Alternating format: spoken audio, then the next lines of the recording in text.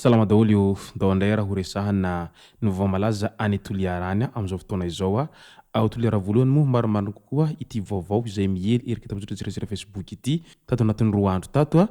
ka eo amin'ny olana izay misy amin'ny siteny Randrana Soloniaiko sy Tinika Roberto izay samy candidat solombavam-bahoaka tao Toliara voalohany tao mo izy roa lahy reto ary ny iray mo izay niradia tamin'ny vonana firaisan-kina izany hoe Andriamatoa siteny izany ary Tinika ihany koa dia natolotry ny Irmara izay miaraka amin'ny Andry Rajoelina. Araka ny vokatra voaray avy any an-toerana moa amin'izao fotoana izao dia laharana faharoa no misy an'ny Tinika Roberto ary mitana laharana voalohany kosa isiteny Randrana Soloniaiko ao amin'izay distrikany Toliara voalohany izay. Ka eo indrindra no miteraka olana lehibe amin'izao fotoana izao satria rehefa nitana an'izay laharana voalohany izay ny candidat izay natolotry ny vonan'ny firaisan-kina Andriamatoa siteny Randrana Soloniaiko dia no ampangainy ireo candidat sasany fa misy ny halabato sy hosoka izay nataon'izy ireo. Ka izay no fakafakaina amintsika atao anatin'ity video ity ka manasantsika anaraka an'ity video ity hatramin'ny farany. Azadino ny milike ny video antsika ary tsarovy hatrany miabony amin'ny chaîne antsika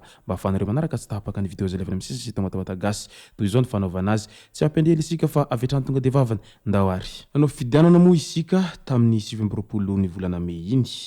ary talohan'izay dia samy niezaka nanao pré-campagne avokoa ireo candidat rehetra izay natolotra anireo antoko politika izay nanohana an'izy ireo avy. Fa ny zavatra hita nefa tamin'ity fidianana indray mitoraka ity dia hita fa tena nifanandrina ary toa nifandrafy mihitsiny ireo candidat izay natolotry ny vonan'ny firaisan-kina izay miaradia amin'ny Andriamatoa Marc Ravalomanana moa ny filohan'izy ireo sy ireo candidat izay natolotry ny Irmara izay miaradia amin'ny Andriamatoa Andry Rajoelina. Ka noho izay fahitana taratra fifandrafiana izay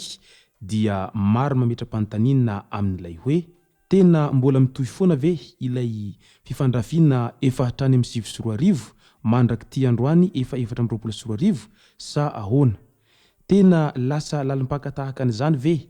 ny fifankahalana amin'ireto candidat roa tonta ireto no lasa mitarika sy mihitatra amin'izao fifandrafiana mandraky ty androany ho ireo olona izay mpanara-baovao sy mpanaraka politika manerana ny nosy. Tsy misy maromaritra iraisana izay mba azony izy roa ireto atao ve mba hahatonga an'izao rehetra zao mba hilamina mba hialana amin'ny ady laha politika sy ny krizy laha politika lava tahaka an'izao ho ireo olom-pirenena izay maharaka ny toedra raha misy amin'izao ankehitriny izao. Satria manko toa lasa ny fifandrafiana izay misy amin'ny Andriamatoa Marc Ravalomanana sy Andriamatoa Andry Rajoelina no mbola mihitatra mandraky ty androany ary tena hita fa miteraka olana lehibe eo amin'ny tany sy ny firenena mo izay fifandrafiana misy amin'ny ireto candidat roa kalaza ireto satria lasa tsy misy mandeha amin'ny laoniny ny zavatra izay tokony handeha amin'ny laoniny raha toa ka mahay mifanaraka sy mahay miara-miasa izy ireo.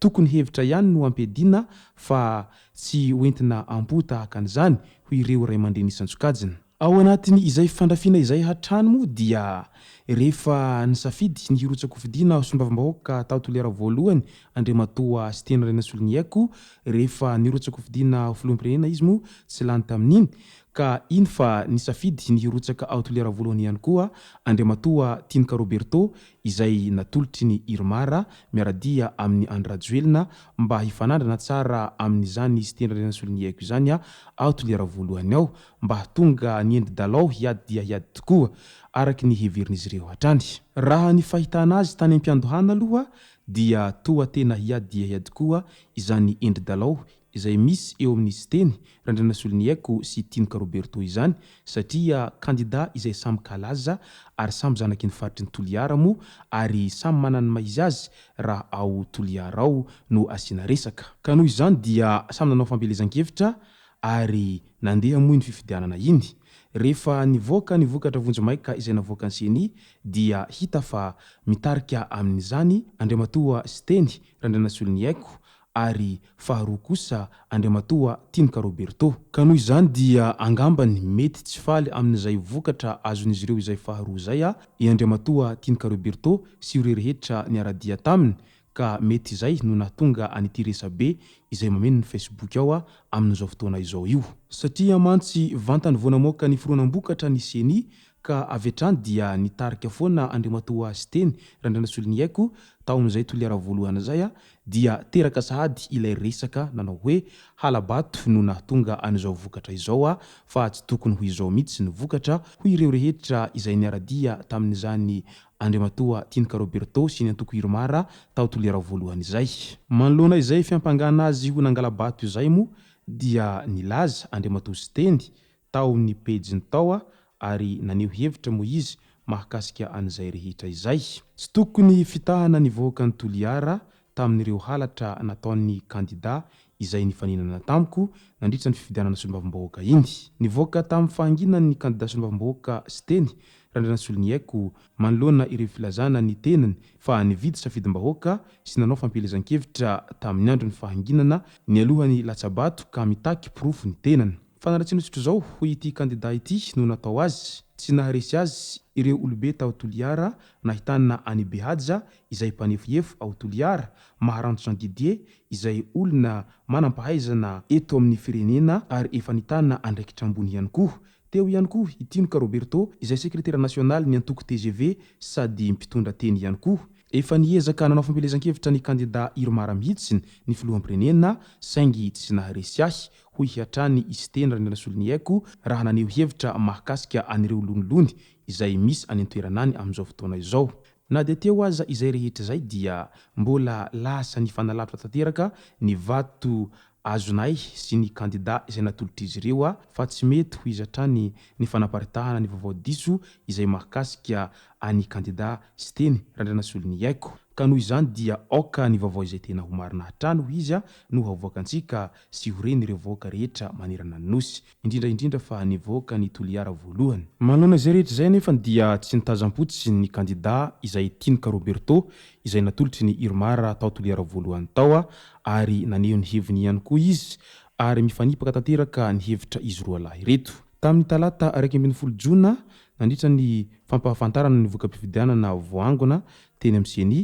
ny ampanga teo anatrehan'ny mpanao gazety ny kandida solombavambahoaka izay natolotry ny Irmara Tinka Roberto na Itoto fa nangalabato ny vidolona ny mpifaninana taminy izay kandida natolotry ny vonan'ny firaisan-kina Andriamatoa sy teny Randrianasolo ny Haiko. Tezitra tamin'izany fiampangana izay lazainy ho lainga marivo-tototra izany izy teny Randrianasolo ny Haiko ka namaly avy hatrany tao pejiny tao izay nitondra ny anarana moa izany araka nefa nalazaiko teo tampiandohana teo. Nampitandrina izy teny fa Itoto ho izy no tena nandika lalàna mbola nizara vola nandritra ny andro fahanginana ny talata 20 Mey iray andro mialohan'ny fifidianana ary navoaka ny ao amin'ny rindriny tao amin'ny Facebook ny tao mo ny rakitsary manambara izany rehetra izany. Resy ianao ary tataka be ny skoro ho hiatrany sy teny